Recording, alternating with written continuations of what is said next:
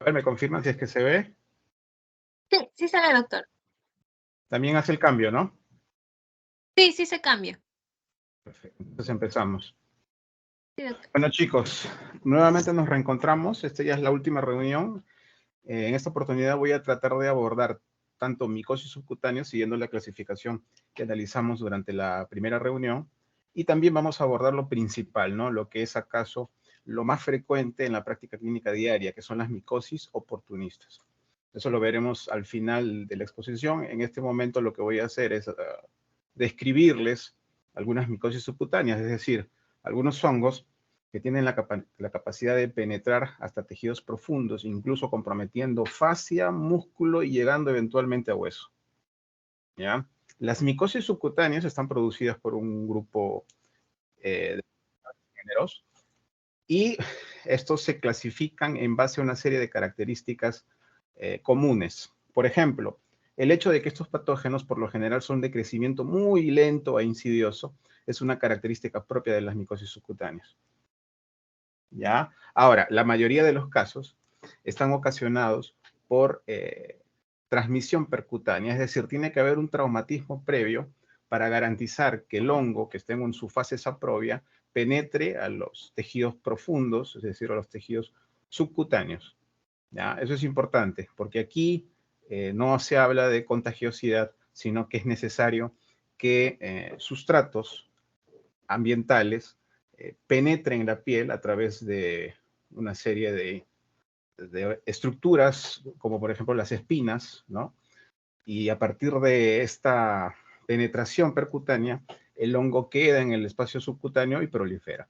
Ahora, esa proliferación, como les dije, siempre es lento, insidioso, ¿ya? Entonces puede durar muchos años para expresar tantos signos como síntomas. ¿Correcto?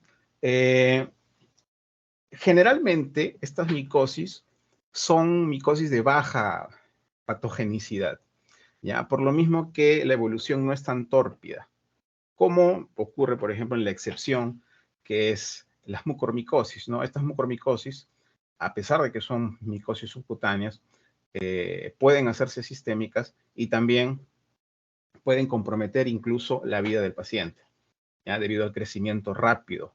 Y esto, por supuesto, condiciona una evolución tórpida, ¿ya? Entonces, todas estas características confluyen en las micosis subcutáneas. Vamos a revisar algunas de las más importantes. Ustedes ya recuerdan esa clasificación. ¿Se acuerdan que les dije que la clasificación clínica en base a la profundidad de la lesión era la que se prefería utilizar, sobre todo si consideramos que la clasificación taxonómica reúne criterios morfológicos, ¿no? Y eso es un poco más difícil de ser entendido por los clínicos, mientras que esta clasificación es un poco más amigable, sobre todo para efectos prácticos y de tratamiento. Tenemos por un lado las micosis cutáneas o superficiales, ¿verdad? Las que ya hablamos en la clase anterior. Las micosis cutáneas como las dermatofitosis y subcutáneas como por ejemplo las cromoblastomicosis, ¿no? Vamos a ver algo del género Fonsecaea, Fialáfora, Cladiofialáfora, etc. Estas son subcutáneas, ¿no? Ahora, si es que la micosis es de naturaleza sistémica y además predomina en ambientes geográficos determinados, recibirá pues el nombre de micosis endémicas. Y acá tenemos sobre todo un grupo importante de los patógenos primarios, ¿no? De los que hablamos en la primera clase. Y la última categoría, las micosis oportunistas, incorporan a la mayoría de las micosis con importancia médica.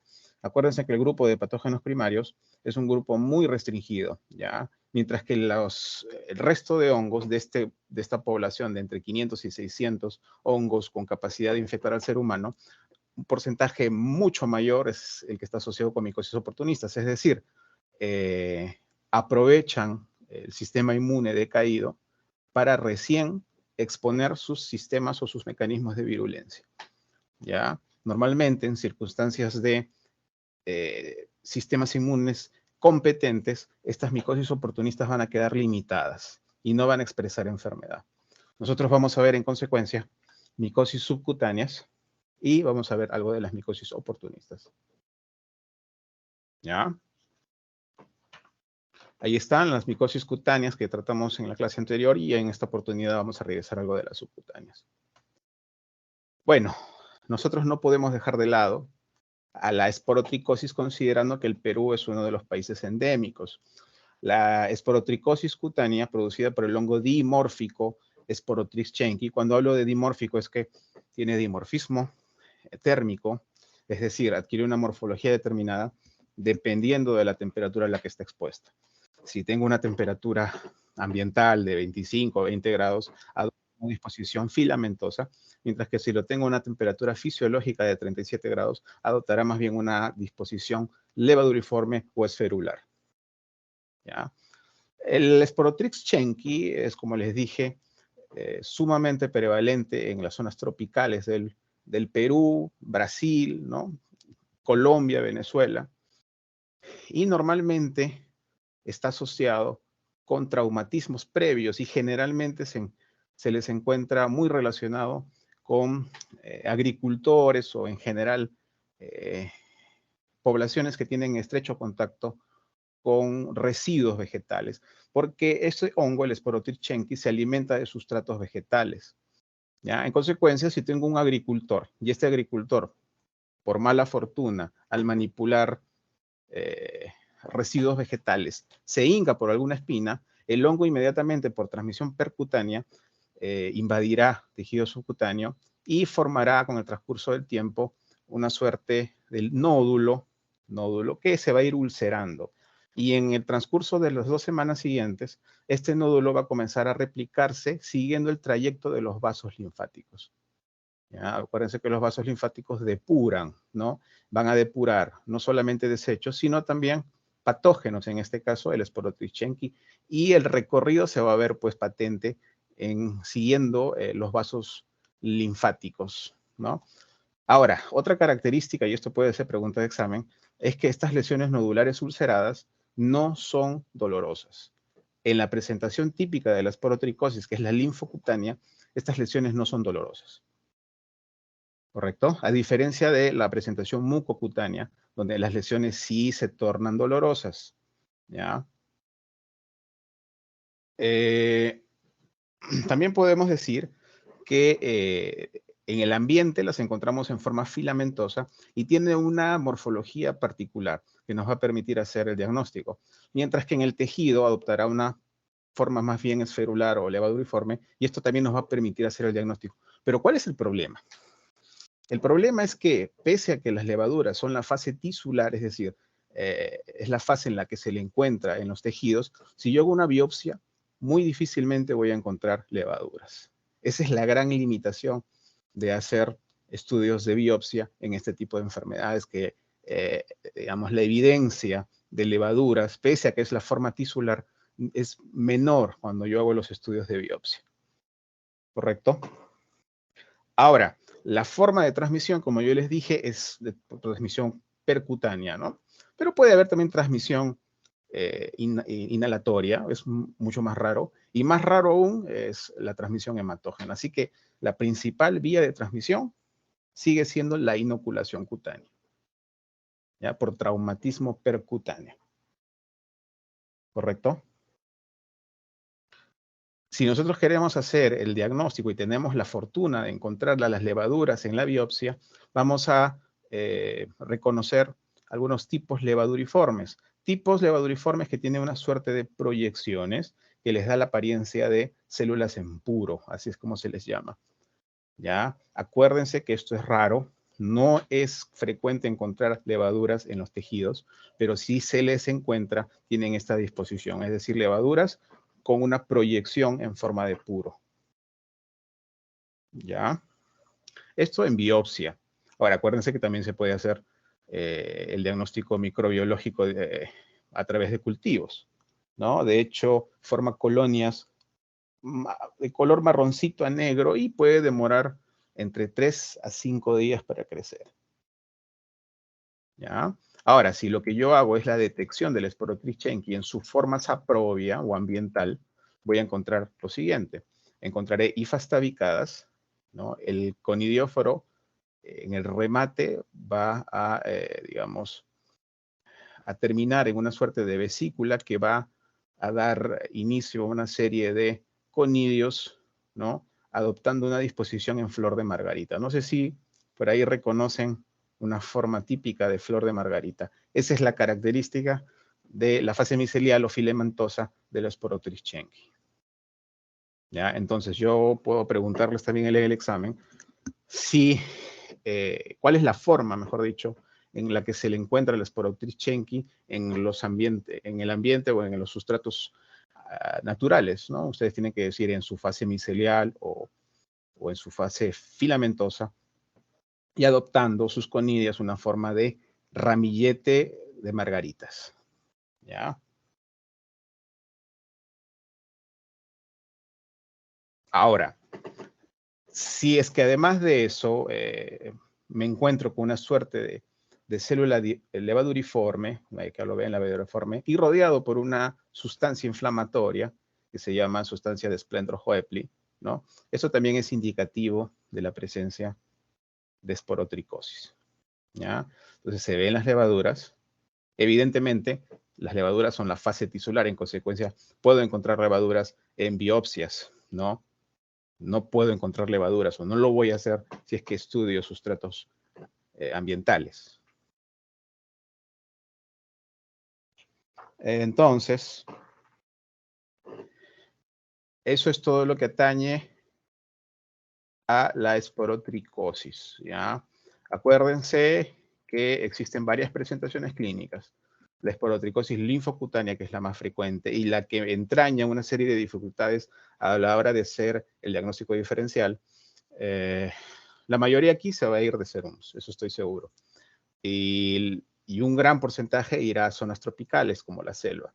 Entonces ahí va a ser común encontrarse con esporotricosis, pero también va a ser común encontrarse con leishmaniasis, ¿ya?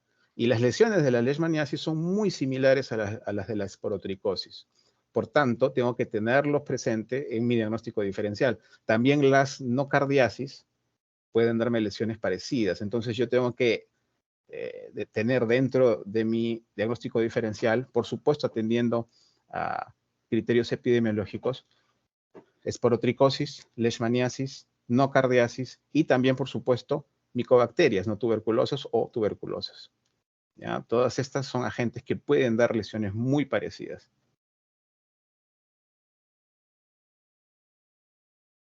Como les dije, tiene varias presentaciones clínicas. La linfocutánea es la más frecuente, después sigue la mucocutánea y después está pues la pulmonar, ¿no? La más frecuente, como les digo, es la linfocutánea.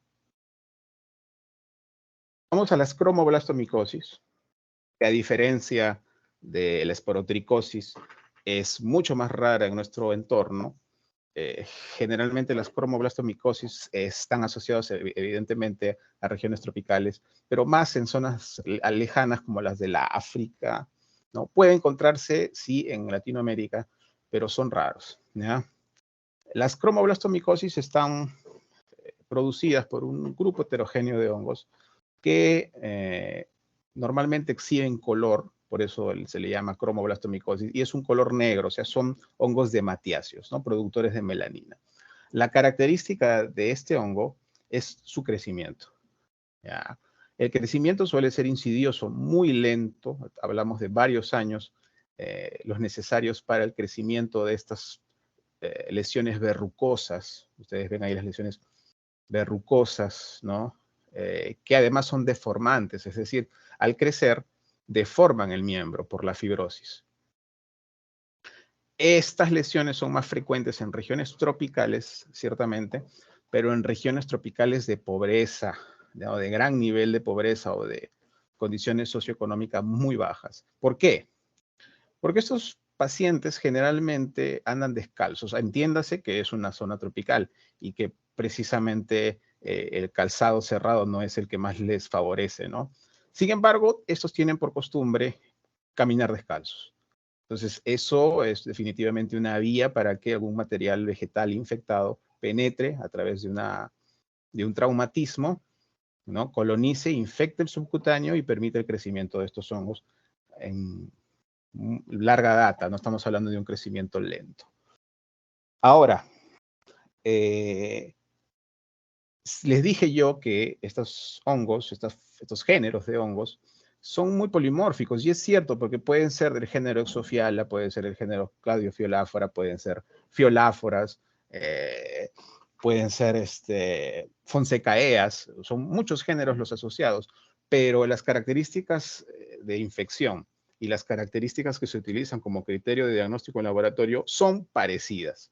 En consecuencia, yo al hacer el diagnóstico de una cromoblastomicosis, puedo utilizar estos criterios y puedo extrapolarlo a varios géneros. ¿Ya? Ahora, el diagnóstico se basa sobre todo en la biopsia, ¿ya? Porque como son varios géneros, resulta que en medios micológicos convencionales es muy difícil debido a que adoptan morfologías distintas. Así que lo mejor es hacer una biopsia, y en la biopsia se van a ver estas células muriformes o cuerpos de Mettler también llamados, que no es otra cosa que el hongo, ¿no? Tiñéndose de melanina, ¿no? De color negro, ¿no? Entonces, esto de aquí es una característica general de todos los géneros incluidos en las cromoblastomicosis. ¿Ya? Entonces, ahí quedamos con cromoblastomicosis. Ahora vamos al micetoma eumicótico. ¿Qué cosa es el micetoma eumicótico y por qué se le llama eumicótico? ¿Por qué el prefijo eu, no? Y si hablo de un eumicótico, también necesariamente tendría que hablar de un pseudomicótico. Ahora vamos a analizar por qué es que se llama micetoma eumicótico. ¿Ya? Para comenzar, micetoma alude al hecho de que son una suerte de gránulos, ¿no? Que al presionarlos salen como una suerte de granos. Por eso es que también se le conocen como granos. ¿Ya? El micetoma eumicótico resulta que es un granuloma con una concentración alta de hifas fúngicas, ¿no? Y esto, por supuesto, esta lesión genera granulomas que al momento de ser, digamos, abordados, sueltan como una suerte de material gaseoso, ¿no? Que constituye precisamente el grano. Estas lesiones, estas micosis, abundan sobre todo en regiones tropicales. En esto no se diferencia del resto de micosis analizadas. Encontramos que son prevalentes en Brasil, por ejemplo, en Venezuela, en África, en la India. ¿Ya? Es muy común encontrarlas en esas zonas. Como les dije, es una lesión granulomatosa crónica y es una lesión por lo que pertenece a la micosis subcutánea, es una lesión de crecimiento lento, insidioso, ¿no? Y esto lo aleja precisamente del micetoma actinomicótico. ¿Ya? El micetoma actinomicótico es producido por bacterias, por eso es que en el caso del micetoma actinomicótico el crecimiento es mucho más rápido y la evolución clínica puede ser mucho más ominosa. ¿Ya? Entonces, el micetoma eumicótico es producido por los hongos de varios géneros, al igual que la cromoblastomicosis. Puede ser la curbularia geniculata, por ejemplo, como en este caso, o puede ser los del género Madurella. ¿Ya? Entonces, los más frecuentes, Madurella o las curbularias. Esto de aquí hay que diferenciarlo, como les tengo dicho, de los micetomas actinomicóticos. Porque los micetomas actinomicóticos están producidos por género Nocardia, que no es otra cosa que una bacteria. Tenemos Nocardia asteroides o Nocardia brasilensis. Estas son de crecimiento mucho más rápido, ¿no? Y eso es una característica diferencial del micetoma eumicótico, que es de crecimiento más bien lento. ¿Ya? Ahora, a diferencia de los otros, en este caso el micetoma eumicótico sí es fácil de cultivar en laboratorio. ¿Ya? Normalmente el diagnóstico estriba en la identificación o reconocimiento de estos granos, ¿no?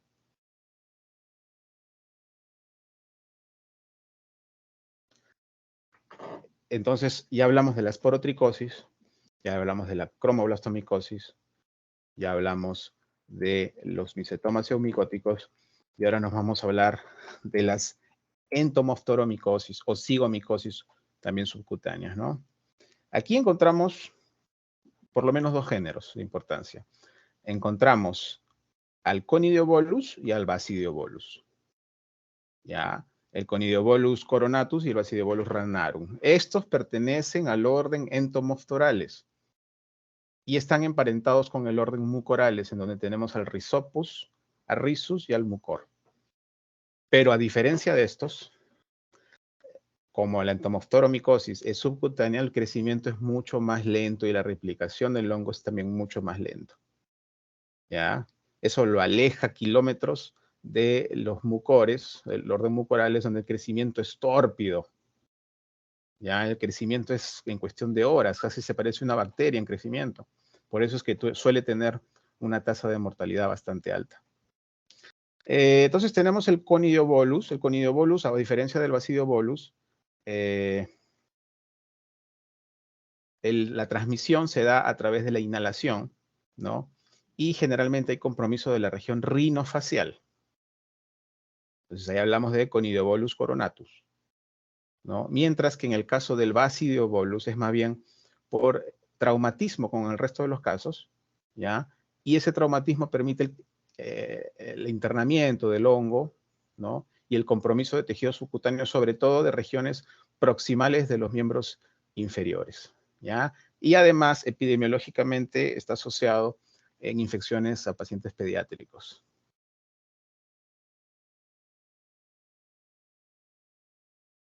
Noten ustedes, si yo hago un estudio de entomophthoromicosis a través de una biopsia, me voy a dar cuenta que existen hifas, porque estos son hongos filamentosos, que van a estar rodeados por un material de Splendor-Hoepli, un material inflamatorio. ¿De acuerdo? Y, por supuesto, si ustedes se dan cuenta, la cantidad de hifas, ¿no? A pesar de que pertenece o está emparentado a los mucorales, es mucho menor con respecto al orden mucorales, ¿ya? O sea, están emparentados, pero el orden mucorales definitivamente tiene una capacidad replicativa que sobrepuja con creces a la capacidad replicativa de la entomophthoromicosis subcutánea, ¿ya? Ahora, también existen las feoifomicosis, y no quiere decir que sean feos de aspecto, sino que el prefijo feo alude al color, ¿ya? Exhiben un color, por lo que son hongos de matiáceos, oscuro, ¿no? Y eso se va a ver en el momento de hacer la biopsia. Aquí tenemos un género también que se ha visto en cromoblastomicosis, por ejemplo, en los micetomas, que es la exofiala, ¿no? La exofiala es un género presente en varios entidades clínicas y en este caso en la feoifomicosis subcutánea tenemos a la exofiala spinifera como el principal protagonista.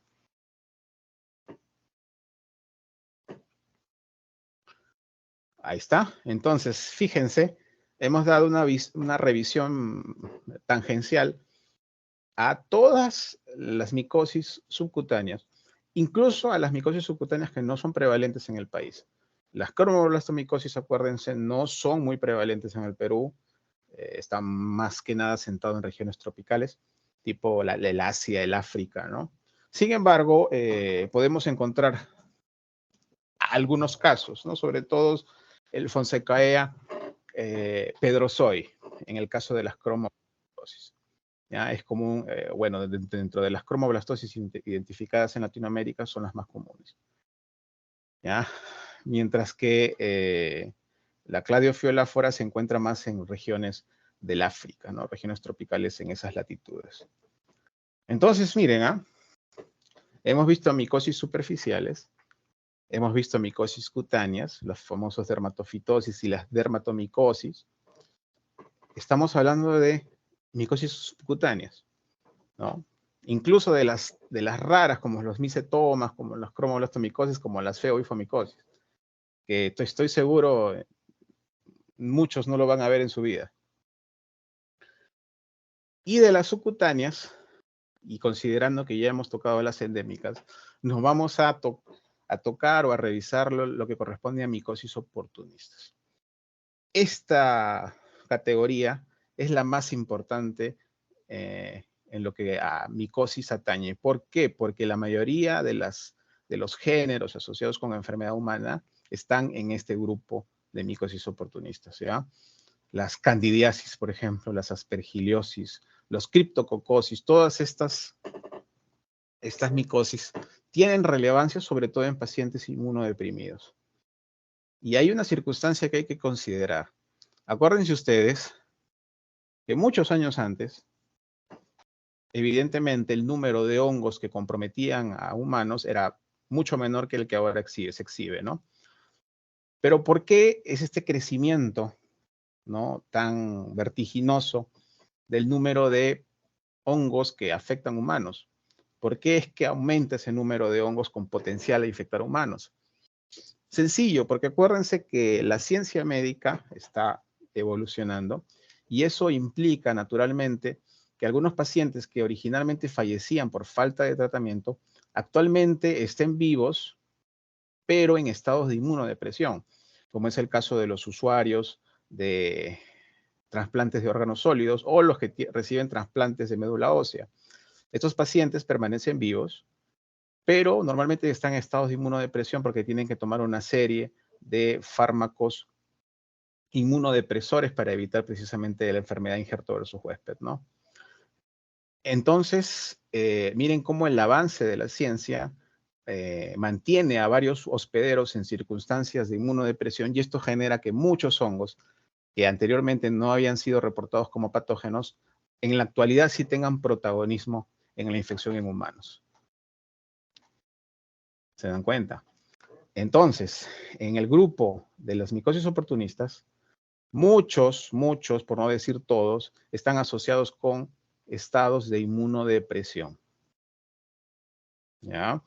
Excepción hecha al caso del criptococo, que puede generar enfermedad incluso en pacientes inmunocompetentes, ¿ya?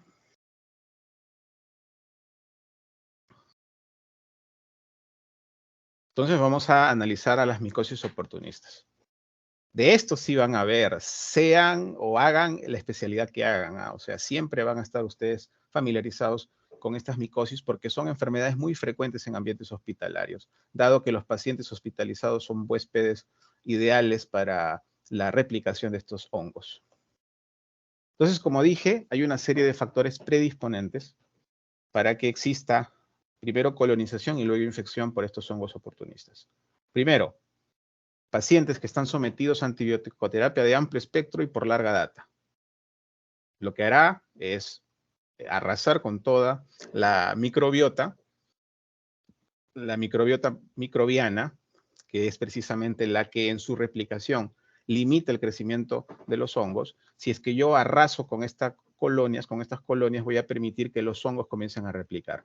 Entonces, es un factor de riesgo.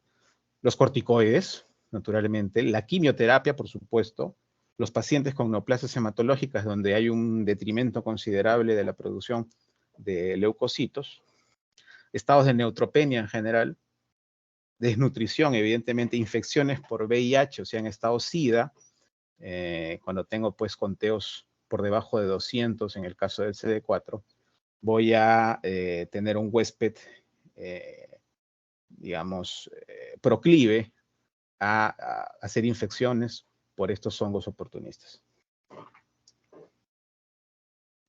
Y miren ustedes, tenemos a la cabeza las candidiasis. Y las candidiasis las consideramos como una de las primeras infecciones por levaduras, porque en cuestiones de infección en seres humanos, sobre todo en ambientes hospitalarios, está muy ligado, sobre todo con sepsis asociadas a catéter. Durante la primera etapa, durante la primera reunión, nosotros revisamos los factores patogénicos de la mayoría de los hongos, incluyendo las cándidas, y revisamos de algunas características como el tignotropismo, la adhesividad, ¿no? Todas estas características que hacían a la cándida como una levadura capaz de adaptarse a diferentes superficies, incluyendo dispositivos médicos. Entonces resulta que las cándidas ya pueden colonizar con facilidad los catéteres venosos centrales, ¿ya? Y esto puede ser el punto de partida de una sepsis, ¿ya? Es decir, fungemia. Tenemos hongos en la circulación general, ¿ya? Entonces, las candidiasis tienen importancia porque si nosotros revisamos quiénes son la etiología que está involucrada con la aparición de sepsis de origen de catéter central, nos vamos a dar cuenta que los estafilococos coagulasa negativos están en primer lugar. Inmediatamente siguen los enterococos y luego ya tenemos a las cándidas.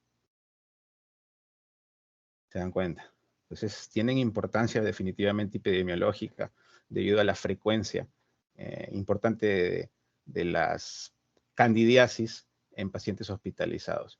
Ahora, es cierto que hablar de candidiasis en cuanto a la clínica o a su presentación no es fácil. ¿Por qué? Porque tiene un espectro, un abanico de presentaciones muy variada. ¿Ya? Las cándidas pueden encontrarse desde queilitis simples, es decir, compromiso del ángulo de la boca, o puede encontrarse en forma de muget, ¿no? Como una suerte de máculas, ¿no? Blanquecinas que afectan el paladar duro, en este caso, fíjense, ¿no? Que son sobrecrecimientos de las cándidas que están en ese ambiente como microbiota, pero que por diferentes factores ha comenzado a proliferar. Entonces, la candidiasis puede manifestarse desde una simple queilitis hasta una infección severa con sepsis asociada a catéter. ¿Ya? Entonces, imagínense ustedes la diversidad de presentaciones que tiene la candidiasis. Ahora, las candidiasis, cuando digo candidiasis hablo de enfermedad, pero las cándidas están normalmente colonizando el tubo digestivo, es decir, desde la boca al recto voy a encontrar cándidas colonizantes, vagina, uretra, incluso piel y en el lecho de las uñas también hay una concentración importante de cándidas colonizantes. Entonces yo al momento de tomar la muestra tengo que tener en cuenta estas características ya, puesto que encontrar una cándida en una muestra de esputo, por ejemplo, o una muestra fecal, no sería de relevancia clínica, ¿no? Teniendo en cuenta que todos los seres humanos normalmente tenemos como colonizantes varios géneros o varias especies de cándida. ¿Ya? Pero, evidentemente, en un paciente que está afectado por una sepsis, yo puedo encontrar diversidad de especies y la más frecuente de todas es la albicans. ¿Ya? Entonces, Candida albicans está a la cabeza de las candidiasis asociadas a catéter. Inmediatamente está la glabrata, ¿no? La parapsilopsis y las cándida tropicales, ¿no? Esto de aquí hace aproximadamente un 95% de los casos, teniendo a la mayoría, a la Candida albicans como responsable. Ahora, un 5% restante estará producido por Candida krusei y Candida dublinensis. Ahora, acuérdense que la Candida dublinensis es fenotípicamente muy parecida y casi indistinguible de la Candida albicans. ¿Ya? Entonces, la Candida dublinensis puede hacer tubo germinativo y puede expresar una serie de características morfológicas que se creían propias de la Candida albicans. En consecuencia, para hacer la diferenciación entre estas dos especies es necesario echar mano de métodos moleculares. Muy bien. Algunas características morfológicas importantes para la identificación por especie de las candidiasis, ¿no? Acuérdense que las cándidas son levaduras, ¿es cierto? Son levaduras. Pero son levaduras que reúnen algunas características como la formación de pseudohifas, es decir, filamentan, sobre todo en medios empobrecidos como la harina de maíz. Tiene estructuras como estas blastoconidias que siguen un proceso blástico. Del proceso blástico itálico hablamos al inicio de las reuniones, ¿no? Y además tiene una suerte de estructuras secundarias con pared muy gruesa. A esto se llama clamidioconidias. Entonces, una Candida albicans tiene características morfológicas microscópicas a las blastoconidias, que son unas blastoconidias redondas, clamidioconidias, es decir, unas conidias de pared gruesa, y además tiene pseudohifas que no son otra cosa sino la levadura elongada. ¿Ya? Esto se ve en un estudio de Armao, es decir, un estudio en donde yo hago la siembra en un medio de harina de maíz y luego lo llevo al microscopio. Así se puede ver en una muestra directa, pero es raro verlo así. O sea, en las muestras directas generalmente se ven levaduras, no se ven todas las estructuras tal y como se manifiesta en esta imagen, ¿no? Esto de aquí, todas sus estructuras secundarias se ven con facilidad en un estudio de Dalmau. Ahora, características macroscópicas de la colonia, ya saben cómo son, pues, ¿no? En el caso de las levaduras. Son colonias cremosas en domo, ¿no? Bien regulares, ¿no? Y para el caso de Dublinensis y Candida albicans, tenemos el fenómeno de tubo germinativo, que son proyecciones de la levadura que tienen una propiedad físico-química hidrofóbica. Y esta capacidad le permite adherirse con facilidad no solamente a dispositivos médicos, sino también a tejidos del hospedero. Así que la proyección de ese tubo germinativo se constituye como un mecanismo de virulencia. Ahora, existe una serie de métodos fenotípicos que son de ayuda en el diagnóstico, sobre todo en la identificación por especie de las candidiasis. Tengo los medios cromogénicos, que son un poco caritos. ¿Ya? El cromoagar, por ejemplo, es una opción, ¿no? Son de factura alemana, son caritos. También hay presentaciones un poco más baratas, como el Brilliance, ¿no? Que más bien es de factura inglesa. Pero tienen el mismo principio, es decir, cuando hay crecimiento del hongo, noten ustedes aquí, dependiendo de la especie, adoptará diferentes colores, puesto que la hidrólisis o el consumo de algunos azúcares particulares definirá la especie y esa fermentación va a adoptar o va a permitir la coloración particular de la especie. Por ejemplo, la Candida tropicalis adopta una coloración medio azul oscura, a diferencia de la Candida albicans, que tiene una coloración verde azulina. Entonces, la albicans, si yo tengo en el crecimiento del cromoagar colonias amarillo azuladas, tengo presencia de tubo germinativo, es decir, tubo germinativo positivo, y además hay blastoconidias, clamidoconidias y pseudohifas, lo que yo puedo asegurar con un 99% de seguridad es que se trata de Candida albicans. ¿Ya? En el caso de la Candida tropicalis es azul oscuro. La Crusade dicen que es un color entre rosado y morado seco. ¿Ya? Entonces, por el color del cromoagar yo ya me puedo orientar a la identidad de la cándida.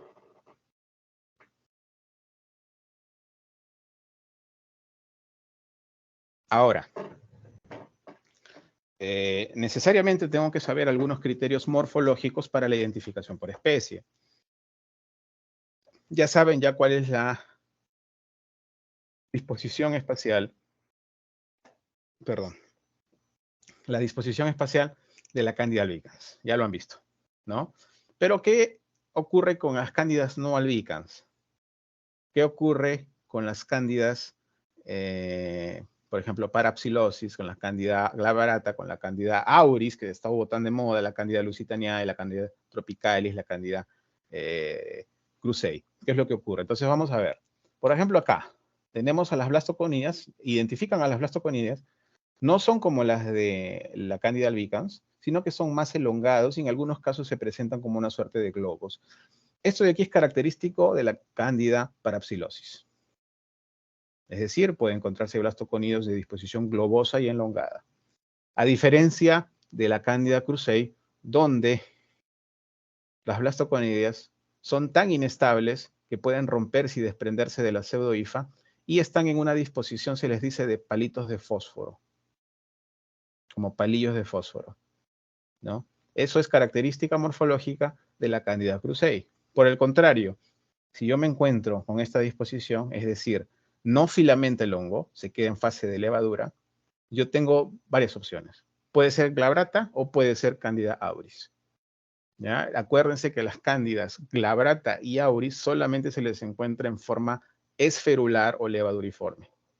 No filamentan, a diferencia de las Parapsilopsis, de las tropicales, de las Cruceis y de las albicans, ¿ya? Eso es importante. Y, por supuesto, aquí tenemos a las Cándidas tropicalis, ¿no? Que son una suerte también de blastoconillas elongados, ¿no? Pero se diferencian del Parapsilopsis en que estas tienen blastoconillas también globosas. Ahora, para hacer la identificación o para discriminar entre la presencia de una Cándida tropicalis y una Cándida lusitaniae, es bien difícil porque la Cándida lusitaniae tiene una morfología similar a la Cándida tropicalis. En esos casos tenemos que echar mano de otros métodos auxiliares como el caldo de saburó, ¿ya? Normalmente la Cándida lusitaniae no crecen en caldos de saburó, mientras que las tropicalis sí, y ese crecimiento se evidencia por la formación de burbujas, ¿ya?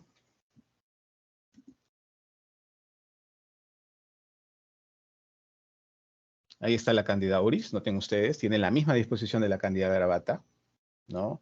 También son resistentes a soles. De hecho, la Candida glabrata es reportada su sensibilidad en base al siguiente término. SSD, ¿no? O sea, es una sensibilidad dependiente de dosis. SDD, perdón. Sensibilidad dependiente de dosis. Eso quiere decir de que la Candida glabrata normalmente tiene resistencia intrínseca a los azoles. Entonces, si yo quiero administrar fluconazol, por ejemplo, en el caso de la Candida auris, perdón, en la Candida, ¿de qué estábamos hablando? Perdón, de la glabrata, en ese caso voy a tener que usar dosis superiores a las normales. Si yo estaba utilizando para otros hongos sensibles 100 miligramos, para la Candida auris voy a tener, perdón, para la Candida glabrata voy a tener que utilizar hasta 4 veces más dosis, es decir, tendría que empezar con 400. Entonces se entiende que el umbral es mucho mayor, es decir, que tiene una cierta resistencia intrínseca a azoles, ¿ya? La Candida glabrata, al igual, por supuesto, que la auris. Ahora, fíjense ustedes que la morfología del auris es una morfología igualmente levaduriforme, tal y como se evidencia también en las cándidas glabratas. Mientras que el aspecto de la Cándida lusitaniae es casi indiferenciable de la Cándida tropicalis. Por lo mismo, tendría que utilizar un método complementario como es el caldo de saburó. Ahí está, bien, eso es un resumen de las características morfológicas diferenciales entre varias especies de Cándida. Tenemos en primer lugar a la especie Cándida lusitaniae. Formas pseudohifas, por supuesto, lo hemos visto, ¿no? Al igual que la Cándida tropicalis. Sin embargo, la Cándida albicans tiene clamidiosporas, tiene tubo germinativo y tiene pseudohifas también, al igual que el dublinensis. Fenotípicamente está bastante difícil hacer la diferenciación, teniendo en cuenta que la dublinensis tiene una colonia verde oscurita en el cromo agar, mientras que el albicans es un verde azulado. También esto se presenta como una dificultad al momento de hacer la interpretación. Así que, echando mano de métodos fenotípicos, está bastante difícil dirimir entre una Cándida albicans o una Cándida dublinensis. ¿Ya? Bueno, pasamos a otra de las, digamos, micosis producido por levaduras no cándidas, ¿no?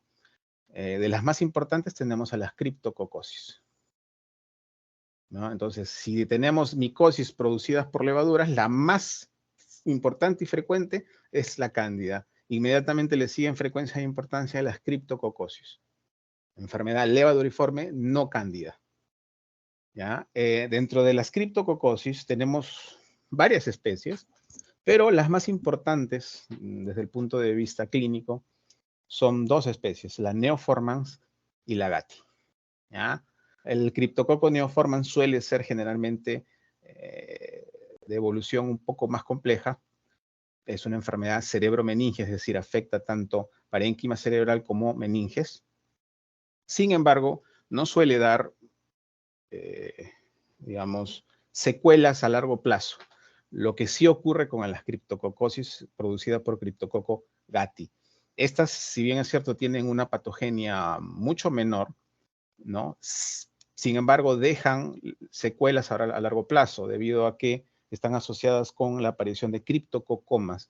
Y estas criptococomas pueden, digamos, invadir el parénquima cerebral y puede ocasionar pues, secuelas duraderas de largo plazo.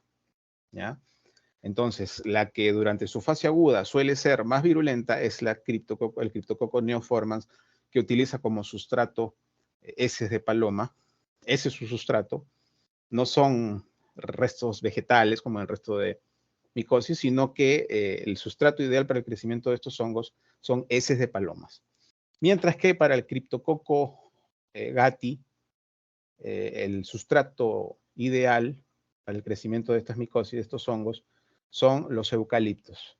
¿Ya? Entonces, si el paciente por ahí ha tenido contacto cercano con eucaliptos, entonces se puede infectar con criptococosis, es decir, con criptococo gatti. Ahora, en cuanto a las características de los mecanismos de virulencia, ya se revisó con mucho detalle durante la primera reunión. Dijimos que tiene una cápsula polisacárida muy prominente, ¿no? Que en ocasiones puede llegar a superar en 5 el tamaño de la misma levadura. ¿Ya? Normalmente los cuadros más severos de criptococosis van asociados con criptococos exhibiendo cápsulas polisacáridas grandes. Y las cápsulas polisacáridas, como lo analizamos en la primera reunión, implica no solamente la elevación de la opsonización secundaria a complemento y anticuerpos, ¿no? Sino que también interfiere en la presentación antigénica. Así que va a haber una suerte de delay, ¿no? Una suerte de retardo en la activación de, sobre todo, la inmunidad adaptativa. Entonces, esto se figura como un mecanismo de evasión inmune. Esto de aquí es la tinta china, ¿no? Es un método bastante sencillo que nos ayuda sobre todo a identificar a la cápsula polisacárida. Y existen otros métodos en el laboratorio como las inmunocromatografías que van orientadas a la detección de antígeno de criptococo. Estos exhiben sensibilidades y especificidades altísimas, ¿ya? De hecho, estos estudios podrían fácilmente desplazar a la tinta china, pero acuérdense que la tinta china sigue siendo un método extremadamente sencillo de hacer en el laboratorio. ¿Ya? Entonces, si un laboratorio sospecha de la presencia de criptococosis, pero no tiene los cassettes para la detección antigénica, fácilmente puede conseguir tinta china en cualquier librería y hacer el examen en el microscopio, ¿no? Ahora, yo les dije que existían condiciones actualmente, condiciones que permitían a varios huéspedes persistir digamos, en estados de inmunodepresión por las terapias, por las intervenciones médicas, ¿no? Un ejemplo elocuente son los pacientes trasplantados. Estos pacientes trasplantados, es cierto, se les alarga la vida, la calidad de vida también, pero lamentablemente son huéspedes inmunodeprimidos y esto puede facilitar la invasión por varios tipos de hongos, ¿ya? Desde hongos con una historia de infección conocida en el humano hasta hongos completamente desligados de infección humana. O sea que nunca ha tenido reporte de infección humana. Y eso es común verlo en el mundo de la micología. Ustedes se van a dar cuenta que conforme pasa el tiempo, más hongos, nuevos hongos se van agregando en este grupo que conforman los hongos de importancia médica. Y uno de los tantos es precisamente la malacesia, de la que conversamos, pero en el contexto de una enfermedad superficial. ¿Qué cosa es la malacesia? Es un hongo que pertenece al taxón Basidiomyceto. Se puede encontrar en infección superficial, pero también se puede encontrar en infección oportunista. ¿Ya? Puede haber invasión de torrente sanguíneo en los pacientes inmunodeprimidos y esto genera una sepsis. ¿Ya? Entonces, fíjense, hablamos de varias especies, ¿no? Sin embargo, son dos las especies que están íntimamente asociadas con sepsis. La furfur, Malassezia furfur, y la Malassezia pachydermatis. ¿Ya? Sin embargo, una diferencia fenotípica esencial entre ambas especies es que la furfur es lipofílica y la pachydermatis no. Por tanto, si yo tengo un paciente donde hay pues clínica evidente de sepsis, se le toman las botellitas para identificar el agente etiológico, las botellitas de hemocultivo, se deja incubando y en el transcurso de 4 o 5 días hay crecimiento, o sea, comienza a llorar el Bactec. Así es como se conoce ese sonido típico del Bactec, ¿no? El Bactec comienza a emitir un sonido y para advertir al personal del laboratorio de que ha habido crecimiento en un vial. Bueno, ese vial necesariamente tiene que subcultivarse en varios otros agares, en agar sangre, en agar McConkie, en agar Sauro. Sin embargo, pese a que ha habido crecimiento en el vial, no logro identificar, no logro aislar al bicho en los medios convencionales usados en laboratorio. Bueno, si es un furfur, doctores, acuérdense, como es lipofílico, el solo agar Saburó va a ser insuficiente para permitir el crecimiento y aislamiento de Malassezia furfur. En consecuencia, hay que necesariamente complementarlo o suplementarlo con aceite de oliva. Hay algunos estudios que pretenden desplazar la utilización del aceite de oliva por otros componentes aceitosos como el aceite de coco, ¿no? Sin embargo, lo importante acá es que el medio tiene que estar suplementado por lípidos, ¿ya?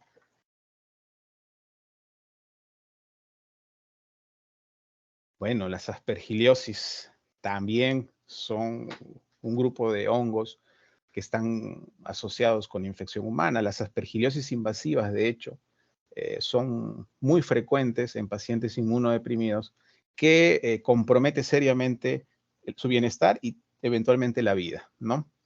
Las aspergiliosis son varias especies las que pueden generar enfermedad en el ser humano.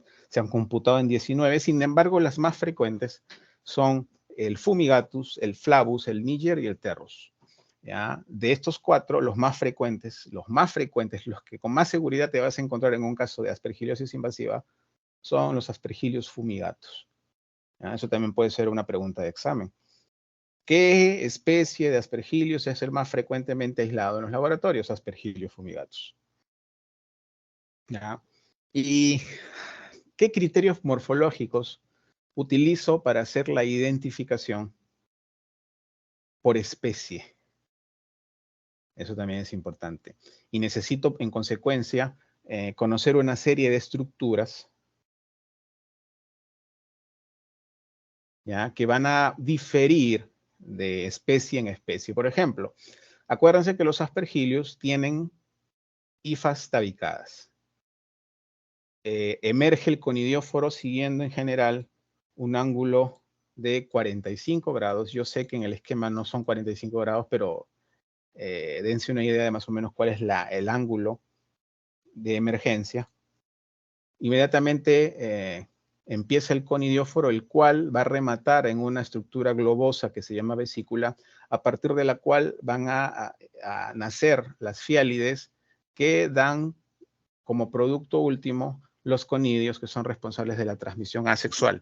Estos conidios, simulando semillas en las plantas, se desprenderán e irán a buscar otros sustratos para proliferar, ¿ya?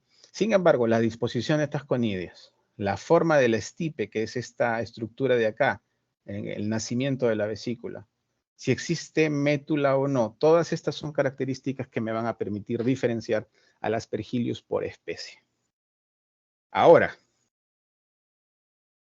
eso también es complejo. ¿Por qué? Porque se ha identificado que los Aspergillus, sobre todo el fumigatus, tiene una serie de subespecies, es decir, el Aspergillus fumigatus más bien vendría ahora a considerársele como un complejo, el complejo Aspergillus fumigatus, que está, digamos, incluyendo una serie de subespecies más, ¿ya? Así que estas características morfológicas me permiten detectar el complejo. Más si yo quiero identificarlo más finamente, ya tengo que recurrir a estudios moleculares.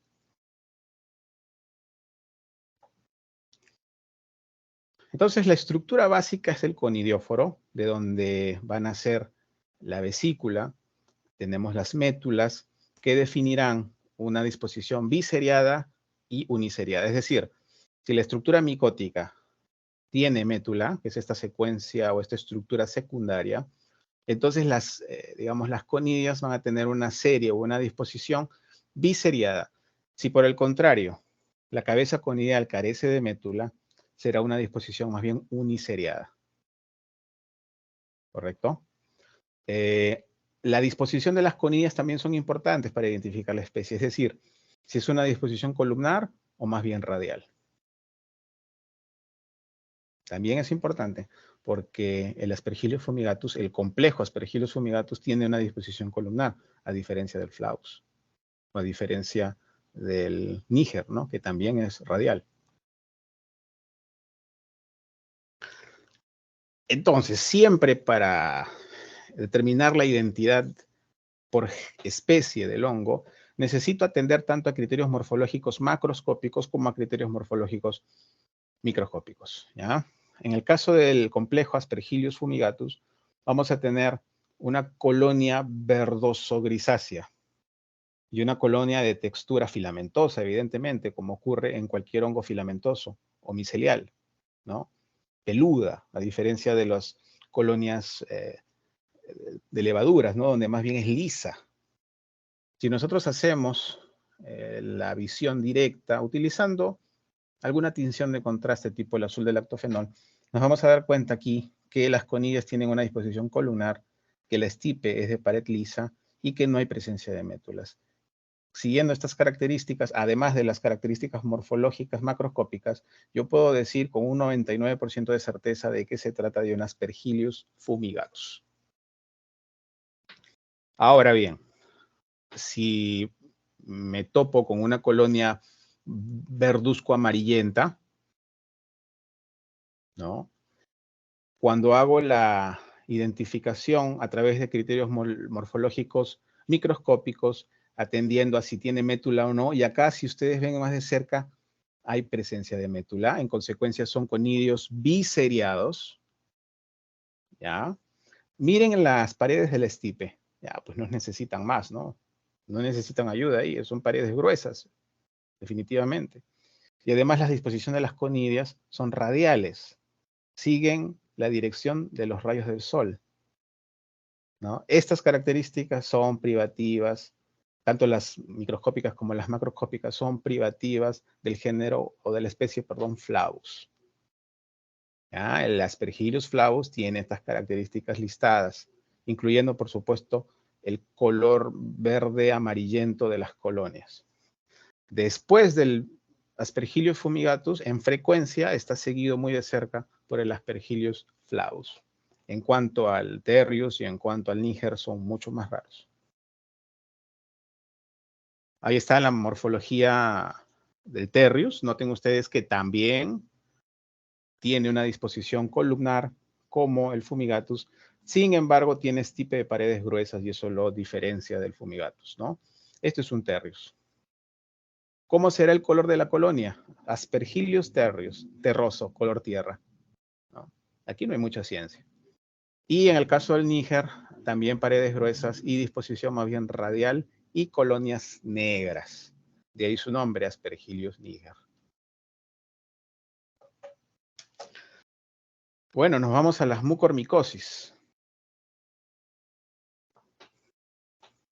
Les dije que estas mucormicosis se dividían en dos órdenes importantes. Los órdenes entomoftorales, que son sobre todo lesiones o micosis subcutáneas, y las micosis o las mucormicosis que pertenecen al orden mucorales, en donde están, por ejemplo, el Rhizopus arrisus o también el mucor, ¿no? Estos de aquí son también micosis subcutáneas, pero que tienen un nivel invasivo mucho mayor que el de las mismas, el de las órdenes entomoftorales. Acuérdense que el del orden entomoftorales son de crecimiento lento, mientras que en el orden mucorales tenemos hongos de crecimiento rápido que puede estar o puede rondar de las 12 a las 18 horas. Entonces, imagínense esa rapidez. En menos de un día tengo una proliferación extrema de estos hongos pertenecientes al orden mucorales, ¿ya?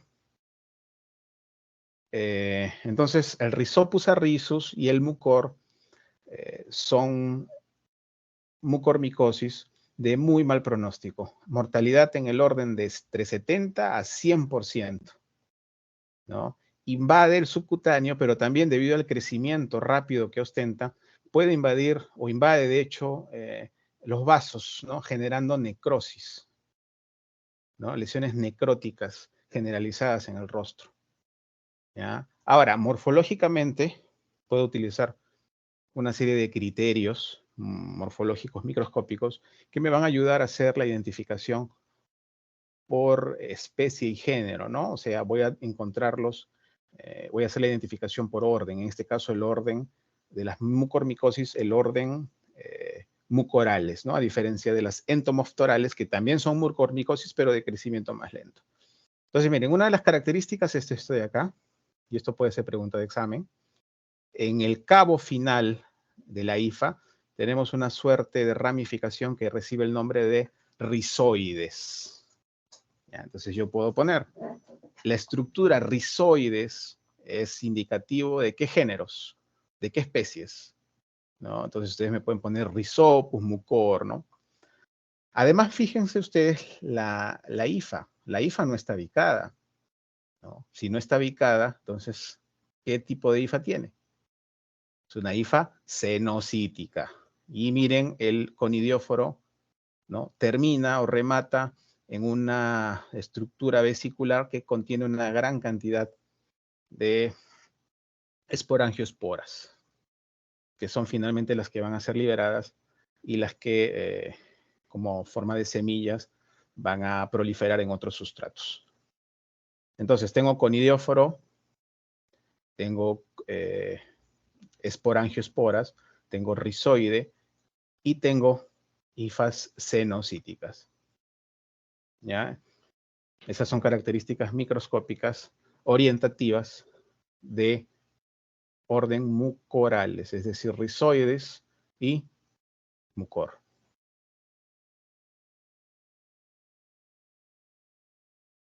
Noten ustedes, este es un paciente aquejado por mucormicosis del orden mucorales. Cuando yo digo mucormicosis me refiero a orden entomoftorales y a orden mucorales. Evidentemente este tipo de lesiones tórpidas no están asociados con infección por el orden entomoftorales que son de crecimiento lento. Estas son mucormicosis en consecuencia asociado a orden mucorales, ¿ya? Y es de crecimiento tan rápido que invade los vasos y estos generan necrosis. Entonces ustedes van a ver lesiones negras, ¿no? Por la necrosis. De hecho, ahora último con la pandemia del COVID, ¿no? Se les dio, digamos, se desplegó mucha atención mediática al hongo negro, ¿no? ¿Se acuerdan? En Argentina se reportaron algunos casos asociados con COVID y efectivamente el orden mucorales va asociado como buen hongo oportunista a sistemas inmunodeprimidos, ¿no? Comprometidos. Entonces, en estados de inmunodepresión, como es el estado en el que te deja una infección por COVID severa, puede haber definitivamente el aprovechamiento de estos órdenes mucorales con la consiguiente invasión del subcutáneo y de los vasos, ¿no? Porque hay angioinvasión y esto genera las lesiones que ustedes ven en pantalla y eventualmente y con una tasa muy alta, el paciente puede fallecer. Bueno, miren, ya hemos tocado casi la mayoría de las categorías contempladas en esta clasificación de importancia práctico-clínica. En esta ocasión vamos a ver las infecciones pseudomicóticas, ¿no? Ya no las superficiales, ya no las oportunistas, ya no las endémicas o sistémicas, sino las pseudomicóticas, es decir, aquellas infecciones que son caracterizadas como micóticas, o sea, son producidas por hongos, pero que hasta ahora reviste una serie de dificultades al momento de afiliar a esta micosis a un reino determinado. Es decir, son infecciones micóticas, aparentemente micóticas, que todavía están en el limbo taxonómico. ¿Se dan cuenta? ¿Por qué? Porque es muy difícil el aislar estas micosis o estas pseudomicosis a través de medios micológicos convencionales. Es muy difícil aislarlo. Generalmente el diagnóstico se hace por biopsia, es decir, a través de estudios anatomopatológicos, ¿ya? Por tanto, como les dije, estas infecciones todavía se mantienen en el limbo taxonómico. Es imposible determinar si es que estas especies y estos géneros pertenecen al reino Fungi o no, ¿ya? Pero tiene una serie de características como las morfológicas que sostienen o que más bien abonan la posibilidad de que más bien pertenezcan al reino Fungi, ¿no? Uno de los tantos que pertenecen, digamos, a este grupo de pseudomicosis es la adiaspiromicosis. La adiaspiromicosis, bueno, aparentemente, morfológicamente al menos, parecen levaduras, ¿verdad? Al momento de ser estas inhaladas, esas adioconidias, al momento de entrar en contacto con la temperatura fisiológica, miren, centuplica su longitud. ¿Ya? Entonces se vuelven una suerte de levaduras gigantes, rodeadas evidentemente por material inflamatorio, ¿no? Aparentemente dan la impresión de ser hongos, ¿no? Pero hasta ahora no se ha dirimido la cuestión de si son hongos o más bien pertenecen a otro reino, debido a la dificultad que entraña el aislamiento, ¿ya? Hay muchos géneros y especies asociadas con estas lesiones. La más frecuente es la Hemoncia crescens, ¿ya?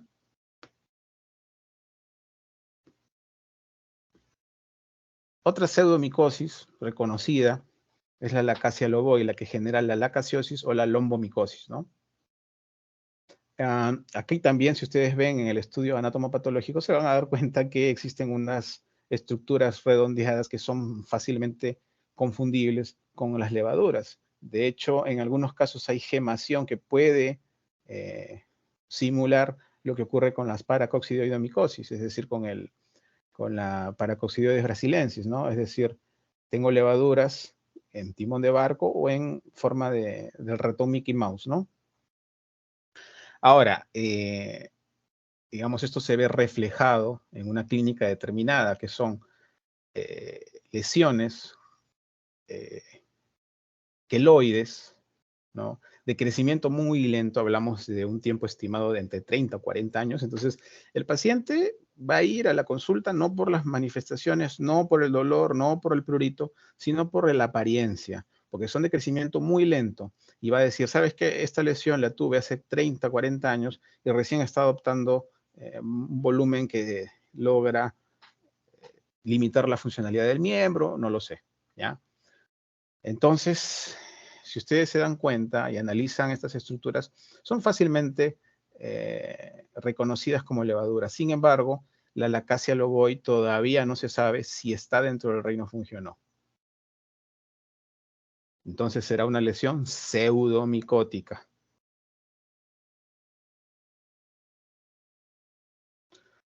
Ajá, este es hablamos del Rhinosporidium, ¿no? Este prácticamente es un género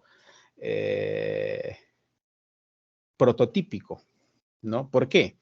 Porque si ustedes revisan y notan este esporangio, tiene esporangioesporas, ¿no? Y casi ustedes lo van a confundir con las esporangioesporas del orden mucorales, ¿no? Del Rhizopus o del mucor. Es casi parecido.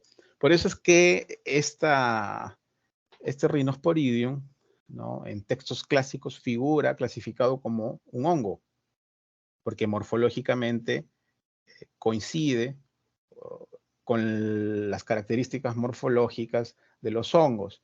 Sin embargo, utilizando criterios, pues, moleculares, ¿no? Haciendo secuenciamiento, entre otros, se notó que la homología genómica es más cercana al reino protista. En consecuencia, el Rhinosporidium ya se sabe que no es un hongo, sino más bien un protista. ¿Ya? Las lesiones que producen son muy parecidas a las micóticas, es decir, son lesiones de larga data, de crecimiento muy lento, y generalmente son una suerte de excrescencias presentes en la mucosa rinofacial, o sea, en la mucosa nasal, ¿ya? Son pólipos que crecen muy lentamente, ¿ya? Es una característica que la comparten con las infecciones secundarias a hongos. ¿Ya? El diagnóstico, como ven en la imagen, es anatomopatológico, ¿no? Y acá se ve pues un esporangio, pero es un esporangio, digamos, que no corresponde al reino fungi, ¿no? Sino más bien al reino protista. Bueno, no sé si hay alguna pregunta.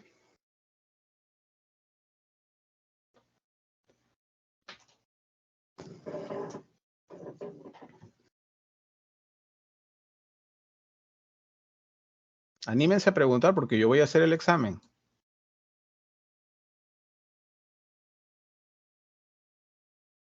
Doctor, una consulta.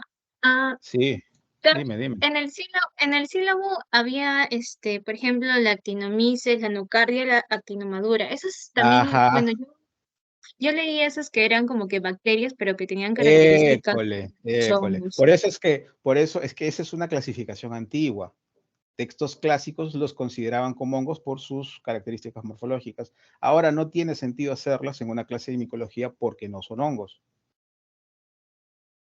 ¿Te das cuenta? Eh, pero se podría, tipo, como usted también lo mencionó, que había unas formas clínicas que se parecían, ¿no? Como por ejemplo dijo en las esporotricosis.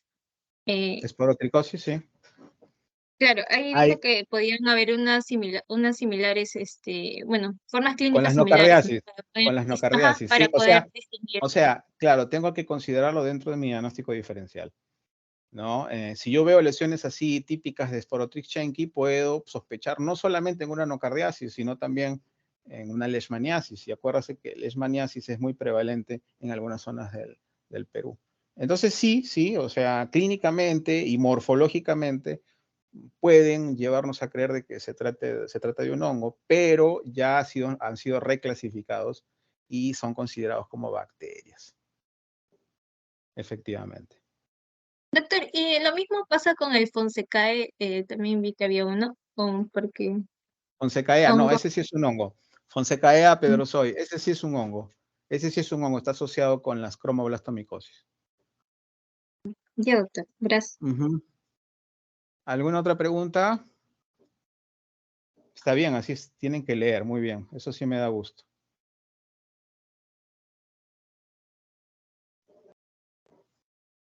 Acuérdense que es nuestra última reunión, ¿ah? Ya hemos tocado ya la mayoría de los temas, siguiendo, por supuesto, una clasificación moderna, ¿no?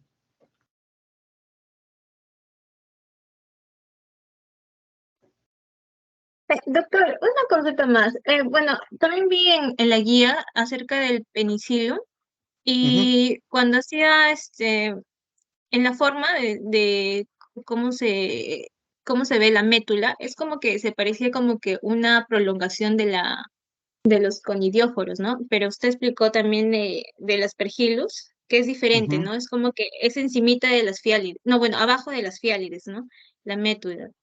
Eso ujú. está bien del penicilio, que es como una Claro. prolongación del Mira, conidióforo. el penicillium, al igual que el Aspergillus, es un hongo ambiental. Entonces, si yo encuentro crecimiento de estos hongos, tengo que tener mucho cuidado a la hora de hacer la correlación clínica, porque si el paciente no tiene factores de riesgo de inmunodepresión, probablemente ese aislamiento sea un contaminante. Entonces, no va a ofrecer al clínico eh, información relevante, ¿ya? Entonces, tanto las aspergiliosis como las infecciones por penicillium son hongos ambientales, contaminantes, tienen que ser revisados con mucho cuidado. El Penicillium notatum efectivamente es un hongo ambiental que se ve inhibido por los medios micocel, que seguramente van a ver en la práctica, ¿no? Les dije que había medios saburó y medios micocel, que son saburós complementados con cicloheximida, y que este inhibidor generalmente está asociado con el impedimento del crecimiento de estos hongos ambientales, incluyendo el aspergillus, ¿no? Entonces hay que tener mucho en consideración ese punto.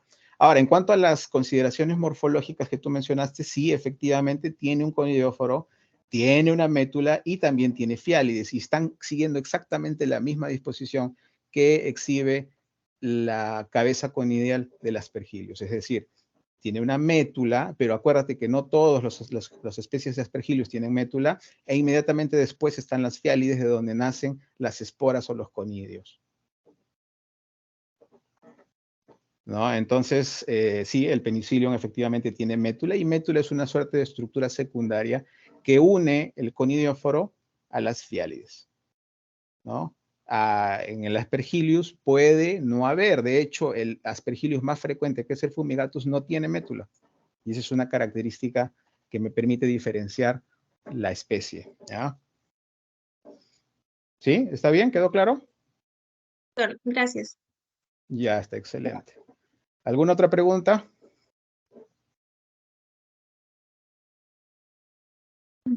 Creo que no hay más preguntas, doctor. Perfecto, entonces. Yo sí me puede pasar por fin sus diapositivas, como ya es la Claro, última. claro. Bueno, yo voy a hacer las preguntas. Las preguntas no van a ser preguntas que estén fuera de las clases, ¿no? Todas las preguntas van a involucrar todo lo que he dicho en clase, ¿ya? Pero me gustaría, por eso es que ustedes notan mis diapositivas, ¿no? No es que sea malo y que no ponga absolutamente ninguna información en las diapositivas. Las diapositivas son ayuda a memoria, ¿no? Y son herramientas que utiliza el expositor. Pero eso no quita que el estudiante tenga que revisar, tenga que leer. Ya, lamentablemente, desde que yo estudiaba, y siempre me he puesto a eso, lamentablemente, las diapositivas eran consideradas como la única herramienta. Se enfocaban en leer la diapositiva, y con eso tenían un 18 asegurado, ¿no? Eso está mal. Entonces, con estas diapositivas lo que yo trato de hacer es más bien incentivarles la lectura, ¿ya? Entonces, lean, chicos, repasen, si han tomado notas, también es bueno. Si es que lo han grabado la clase, también es bueno que lo repasen. Yo me voy a encargar de hacer el examen y espero que todos saquen por lo menos 15, ¿ya? Entonces Doctor, nos encontramos, una sí, consulta más. Acerca de las preguntas, ¿cuántas preguntas van a hacer exactamente? son 20 preguntas. Ah, ya, doctor, está bien. Son 20 preguntas con posibilidades múltiples. Voy a hacer preguntas sencillas, ¿no? Tampoco es mi intención complicarles la vida. Y van a ser preguntas que van a nacer de lo que yo he dicho, ¿no? Preguntas sencillas. Por ejemplo, los glucanos, ¿no? Con respecto a la virulencia. Puede ser una pregunta. Algunas características macroscópicas de algunas colonias, características microscópicas de algunas especies, ¿no? Características clínicas de algunas micosis, sobre todo las superficiales o las micosis cutáneas, como las dermatofitosis. Esos son algunos temas que suelo yo siempre repetir en los exámenes, ¿ya? Así que lean, chicos. Entonces nos encontramos hasta la siguiente oportunidad. Suerte. Muchas gracias, doctor. Buenas noches. Chao, chao. Gracias, doctor. Buenas noches.